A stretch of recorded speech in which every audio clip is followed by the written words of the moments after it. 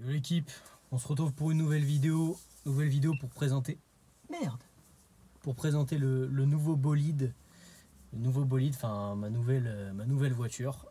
Ça fait maintenant un mois que je l'ai. De mémoire, ouais, un mois, parce que j'avais dépassé un peu pour la carte grise. Ouais, donc ça doit faire un mois, une semaine, je pense. J'ai pas voulu faire la vidéo tout de suite parce que je préférais prendre mes marques, etc. Pour pas raconter de conneries par rapport à la bagnole. Tout simplement 318D M47 122 chevaux, un veau. Non, je plaisante. Alors, en vrai, je suis choqué. Enfin, c'est pas un avion de chasse, faut dire les termes. Ça marche bien. J'avais déjà essayé, j'ai essayé pas mal de voitures et même des voitures avec 200 chevaux en restant en diesel, 200 chevaux voire plus, avec beaucoup plus de couple. En boîte auto, par contre, là, je vais pas dire que j'ai zéro sensation, mais la boîte auto, moi vraiment, je suis pas fan en termes de plaisir. Même si ça reste un diesel, c'est pas fait pour ça. Enfin, surtout dans cette version-là, c'est pas fait pour ça. J'ai toujours plus de sensations avec une boîte manuelle. Passer les rapports, enfin, j'aime bien tout simplement. J'aime bien. Donc, on va d'abord faire un tour.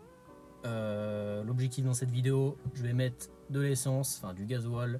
On va faire le petit lavage et après je vous présenterai l'extérieur de la voiture. J'ai la petite GoPro que vous voyez un peu à côté du volant, enfin derrière. Donc voilà, tout simplement, je vais vous parler aussi des tarifs que je l'ai acheté. Je vois pas pourquoi je n'en reparlerai pas. De la fiabilité, si c'est fiable ou non. Je vois tous les gens qui vont critiquer. Ouais, mais t'achètes une BM, c'est un 4 cylindres. Allez vous faire foutre. C'est pas compliqué, on fait en fonction de son budget, on fait en fonction de plein de choses. Je suis jeune permis, j'ai 7 mois de permis, je voulais une BM, j'ai eu une BM. J'avais une Golf SDI avant, je crois que j'ai mis toutes les vidéos en non répertorié parce que je trouvais ça gênant à la folie. Pourtant c'est il n'y a pas si longtemps, mais je trouvais que ma façon de parler, je trouvais ça gênant. Ça se trouve cette vidéo je vais la trouver gênante, ça se trouve je vais la mettre en non répertorié dans 2 mois. Mais on verra bien. Donc on va faire directement le tour, direction station essence, lavage et présentation extérieure. Donc voilà l'équipe, on est dans la shop, enfin on y était déjà avant, mais on est en train de rouler. Je vais vous parler des tarifs, pourquoi j'ai acheté ça, je vais vous faire un peu le tour de la bagnole sans vraiment vous la montrer directement parce que je vous ferai un tour après, une fois que j'aurai mis un peu de gasoil et la laver. Je vais vous montrer l'intérieur, les options s'il y en a, tout comme si je vendais la caisse alors que je la vends pas, quoi. Enfin, c'est une présentation on va dire. Pourquoi j'ai changé, je ne sais pas. Non, parce que je voulais une BM, j'ai toujours été plus BM. J'adorais ma Golf, je l'adore toujours, je suis nostalgique. Merde, je suis encore nostalgique quand je regarde les vidéos ou les photos, quand j'étais au Nürburgring avec, ça me fait quelque chose. Je vais pas l'avouer, je vais pas faire mon dur à cuire. De toute façon, tous les passionnés, c'est comme ça. Ça a été ma première voiture, je l'oublierai jamais. J'ai claqué beaucoup de thunes dedans, je ne regrette. Je vais pas dire que je regrette parce que j'ai tout fait, j'ai kiffé, j'ai changé amortisseur, etc. Ligne d'échappement, ça servait à rien, mais quand on kiffe, c'est comme ça. Je préfère mettre mon argent là-dedans que de l'argent en allant en boîte, en fumant, en buvant. Je suis pas du tout ce genre de personne. Et voilà, pour tous ceux qui critiquent, allez vous faire foutre. De toute façon, j'ai déjà dit en vidéo. Chacun ses kiffs. Moi, je préfère mettre mon argent là-dedans que d'aller en boîte. Je vais me faire strike de YouTube si je dis tout ce que je pense. Donc, on va éviter. Donc voilà, pourquoi j'ai acheté cette voiture. Je voulais une BM, je voulais une série 3 de préférence. Mon goal ultime c'est une M6E63, bon j'ai pas les moyens et je les aurai sûrement pas tout de suite. Mais je voulais une série 3, c'est rien, ça m'intéressait pas vraiment. Je suis plus, pas forcément grosse bagnole parce que j'ai pas encore vraiment le gabarit de la caisse, je l'ai jamais frotté. Mais je suis en train d'apprendre encore le gabarit parce que par rapport à la Golf c'est un bateau. Je voulais une série 3 en E90 ou E92, dans tous les cas j'aimais bien les caisses, enfin les deux caisses, mais en E92 ça m'aurait coûté plus cher en assurance. De base je voulais partir sur une E46 parce que j'aime bien les E46 et je pensais que c'était moins cher, mais en fait c'est un peu moins cher mais pas tant que ça. Donc au final j'ai vu cette E90, je vais pas dire j'ai eu un coup de cœur parce qu'en vrai si j'ai eu un peu un coup de cœur parce qu'il y en a très peu sur le marché en réalité. Et aujourd'hui, tout le monde se touche par rapport au tarif, que ce soit ces moteurs-là ou surtout les M57. Quand je vois les 335D qui ont 300 000 km et qui sont à 8 000 €, les mecs, arrêtez les conneries. Et c'est sûr que vous allez les vendre hein, en les mettant à ce prix-là. Mais à un moment, il faut arrêter d'être débile.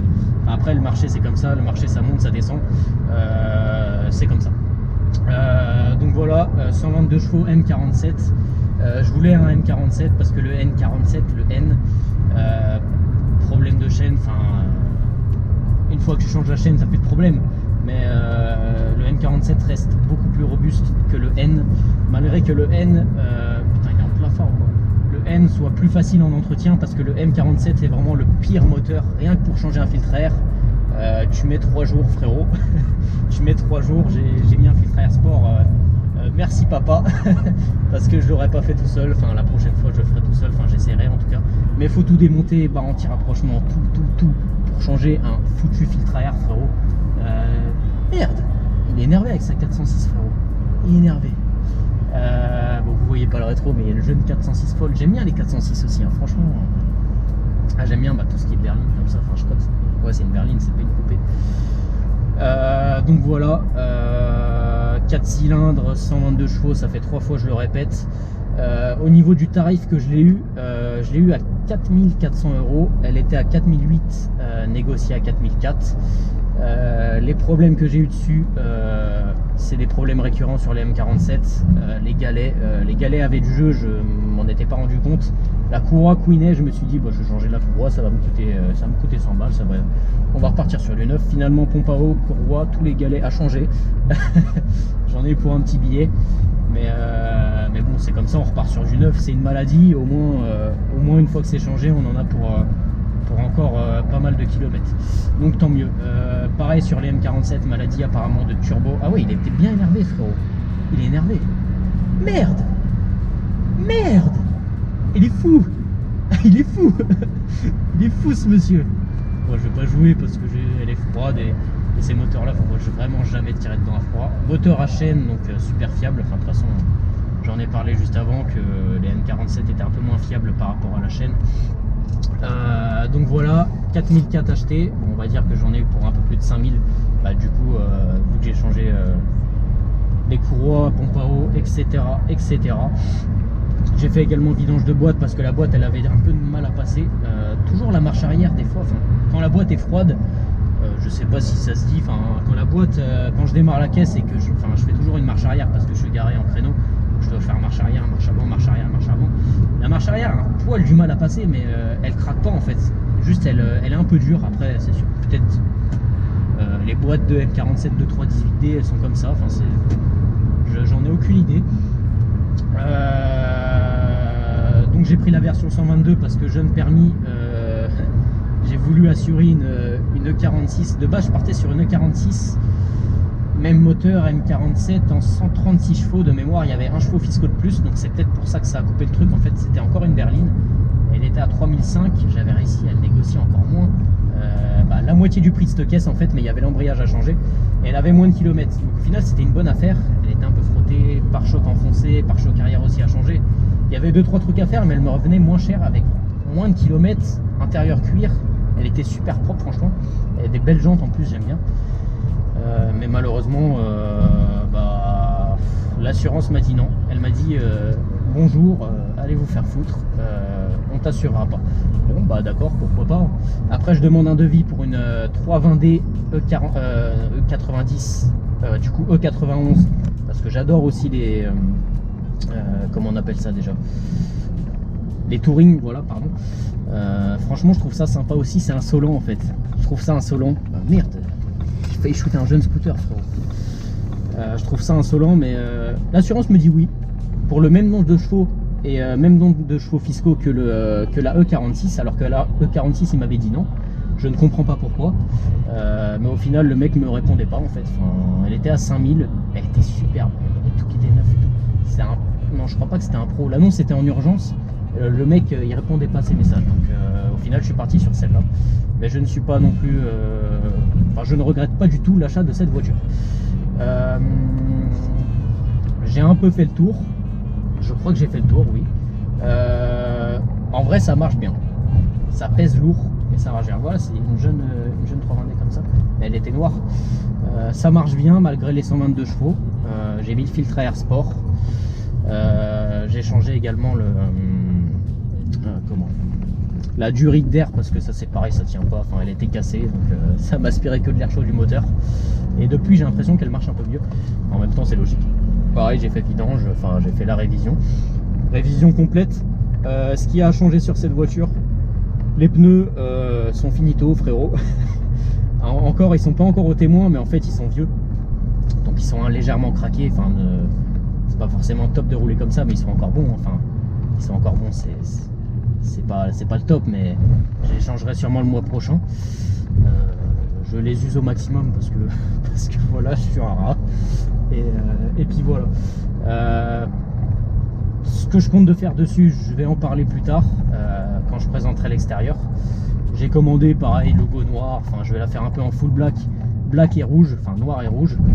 C'est classique, mais ça va être beau frérot, ça va être beau. Sûrement je vais faire les étriers en rouge. J'ai commandé des pelles d'admission qui en fait ils vont à la calandre pour respirer l'air frais. En fait ça augmente le débit d'air, enfin pas forcément le débit, mais ça aspire directement l'air frais. En gros c'est comme il dit, une pelle, en gros ça fait une forme de C et ça aspire directement l'air qui vient. Donc c'est surtout pour le design en vrai que je l'ai acheté, parce que je veux faire du noir et rouge. Merde. Ah non, c'est pas si cher. Enfin, qu'est-ce que je dis moi, un 9,35, je dis c'est pas si cher. C'est miteux. Donc je suis très content de cette voiture. 247 717 km, encore en rodage frérot, encore en rodage, c'est encore neuf, hein. 6 litres 3 de consommation et je ne suis pas, j'ai un peu le pied lourd, mais ça ne consomme pas grand chose. J'ai déjà fait du 7 litres 5 avec, mais c'est parce que je remettais toujours la consommation à zéro, donc au final je tapais dedans une seconde, ça me mettait 10 litres et après ça redescendait quoi. Mais ça ne consomme pas tellement malgré le poids de l'engin. Enfin 6 litres 3 ça reste complètement raisonnable. Un réservoir de 61 litres, le plein est assez cher parce que le gasoil est cher, l'essence est chère, la vie est chère. C'est un peu chiant en ce moment, j'avoue, mais bon c'est comme ça. La Golf, j'étais à 6 litres 1, j'ai fait le calcul, boîte 6, je l'ai pas dit, mais la Golf j'étais à 6 litres 1 malgré son 68 chevaux Atmo frérot. J'étais toujours pied dedans. Après en même temps il n'y a pas de turbo, donc j'étais toujours pied dedans, donc au final ça consommait quand même pas mal et j'étais pas non plus avec le pied léger, je sais pas si on peut dire ça. C'est pour ça que ça consommait un peu. Je voulais une BM de ces années là, pas plus récente, déjà parce que j'ai pas les moyens, je suis fauché. Mais j'adore ces générations là, ces intérieurs là, ces compteurs là frérot. Enfin, je trouve ça magnifique. Je trouve ça tellement beau, le petit alu. Merde, les petits alus brossés. Calme-toi. Pareil, il faut que je change les essuie-glaces, mais là ils font pas de bruit donc ça va, mais ils sont morts je crois. Intérieur cuir, j'ai des petites retouches, enfin des petits rappels d'alu brossés. L'intérieur est super propre, mais vraiment super propre. C'est ça qui m'a fait craquer par rapport à la voiture. Par rapport au kilomètre, l'intérieur est vraiment super propre, il n'y a aucun défaut intérieur. Le pommeau je l'ai changé parce qu'il était un peu abîmé. L'extérieur, on va en parler plus tard quand je ferai le tour de la voiture, mais c'est pas non plus une voiture neuve niveau extérieur. Là il y a le pare-choc de frotter, il y a 2-3 endroits de frotter. De toute façon tout va être refait normalement. Et puis voilà, non, sinon je suis super content de cet achat, je ne regrette pas, malgré que je repense toujours à la Golf tous les soirs, je pleure. Je plaisante, mais bon. Donc voilà, je crois que j'ai fait un peu le tour. Je vais mettre du gasoil, on arrive bientôt à destination. Gasoil, lavage, et puis on fera le tour de la voiture en extérieur et je vais un peu vous dire ce que je compte faire en préparation de cette voiture, parce que je ne compte pas la laisser d'origine. Donc à tout de suite.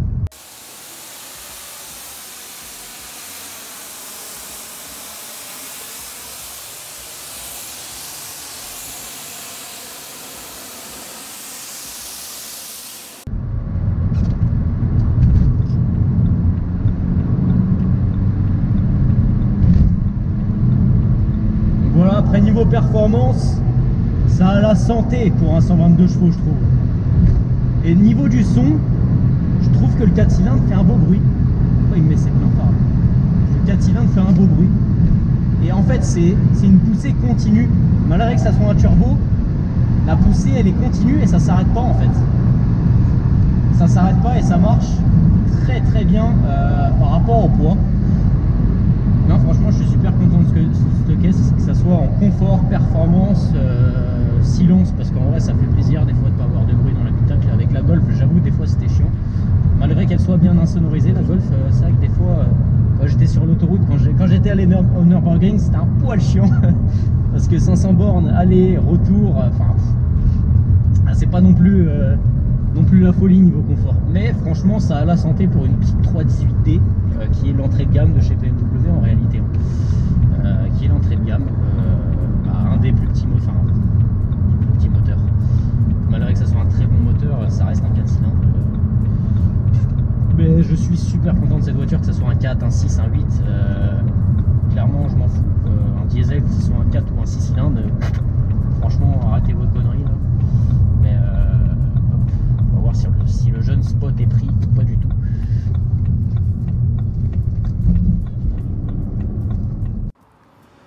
Donc voilà la bête. Je doute que la lumière, la qualité soit bonne. Déjà, faut que le focus se fasse. C'est voilà, c'est miteux. Donc voilà la petite 318D,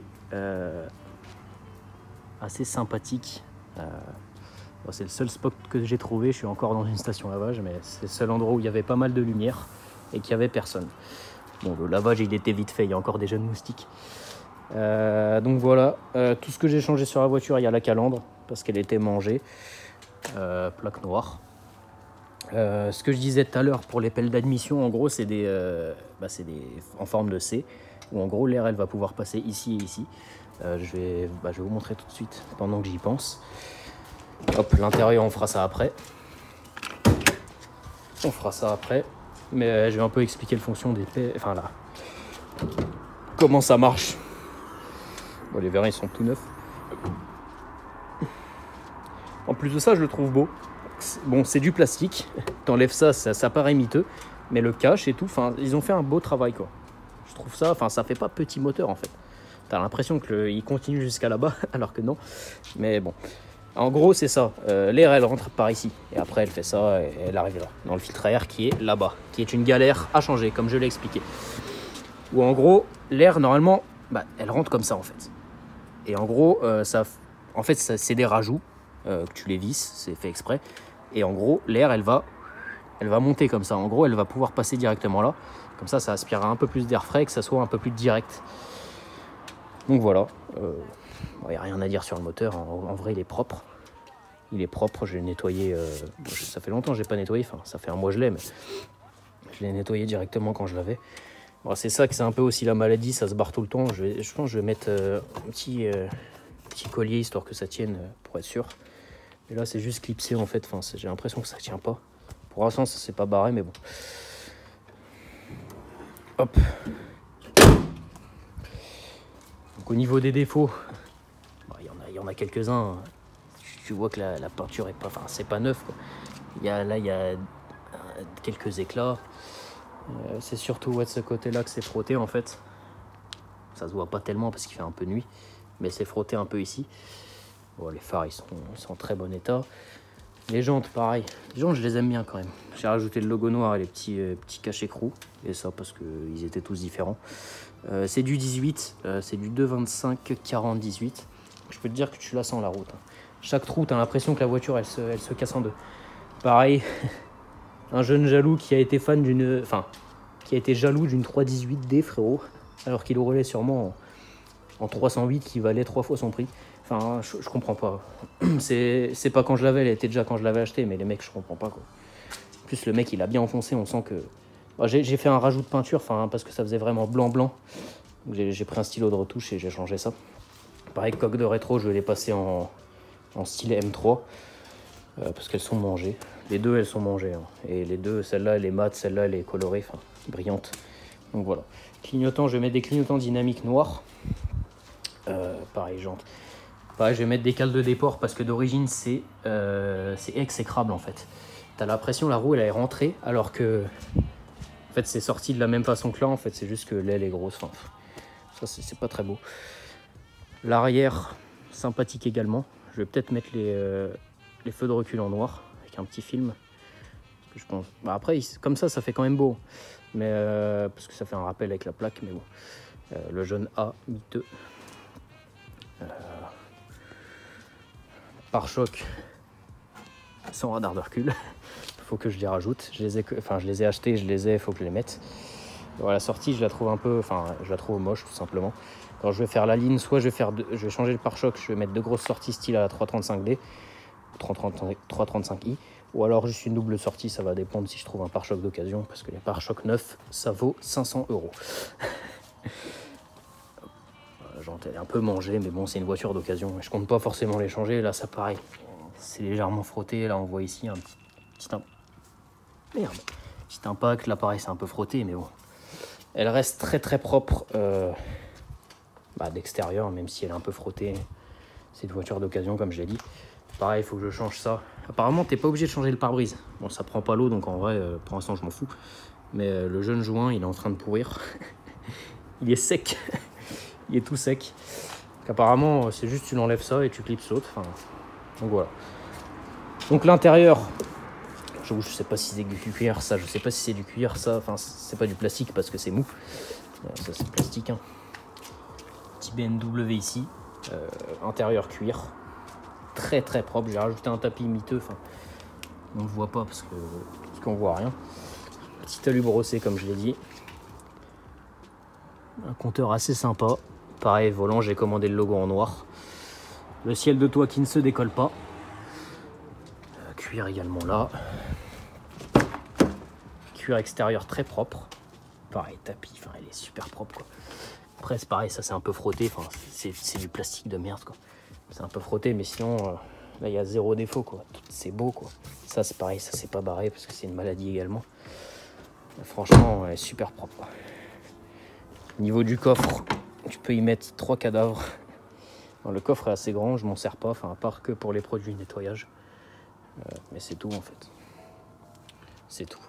Après pour les modifs, parce que la vidéo est assez longue, je pense, là on va parler du vis du CG. Donc, également petit éclat. Je compte pas faire un petit stage 1 et que ça s'arrête là. Peut-être je vais changer d'avis plus tard, mais pour l'instant je dis ce que je veux faire actuellement. Turbo de 535D, injecteur de 535D, gros échangeur, embrayage renforcé, carto, finito. Parce que le problème de ces voitures-là en 122, un stage 2, tu vas tirer moins de 200 chevaux en stage 2. J'ai demandé à Shiftech, ils m'ont dit 700 €. Bon, on va changer. Donc je préfère faire tout que de juste faire un stage 2 au final qui va me coûter quand même cher par rapport au gain en fait que je vais avoir. Donc je préfère, et encore un turbo de 535D, je vais pas prendre un hybride parce que clairement ça sert à quelque chose, tu gagneras plus, mais j'ai pas envie de claquer 1500 balles dans un turbo quoi. À un moment faut arrêter. Turbo de 535D, je crois que c'est, ou alors je prends le GT 2260, ça c'est le turbo de la 530, je sais pas encore. Enfin, le 530D il tirera plus que la 530, mais le 530 il est moins cher. Je verrai bien au jour le jour, je vais pas faire ça tout de suite, j'ai encore le temps, je profite de la voiture comme ça déjà. Donc voilà, turbo, injecteur et carto, logiquement carto de... Normalement ça pourrait en tirer minimum 250 chevaux et on va dire du coup 550 Nm de couple. C'est pour ça que l'embrayage renforcé, il y en aura besoin, un embrayage Satch. Ça coûte je crois 350 €. Enfin, c'est plus cher que le turbo. Donc voilà. Tout en gardant une fiabilité parce que c'est pareil, facile, tu peux mettre beaucoup plus de chevaux, mais c'est pareil, si le truc est pas fiable, ça sert à rien. Je préfère avoir une prépa fiable que de tout casser, ça sert à rien, ça n'a aucun intérêt. Donc voilà les gars, je crois qu'on a fait le tour, un peu le tour de la voiture. Il y aura peut-être des prochaines vidéos sur la voiture quand je vais faire les modifs.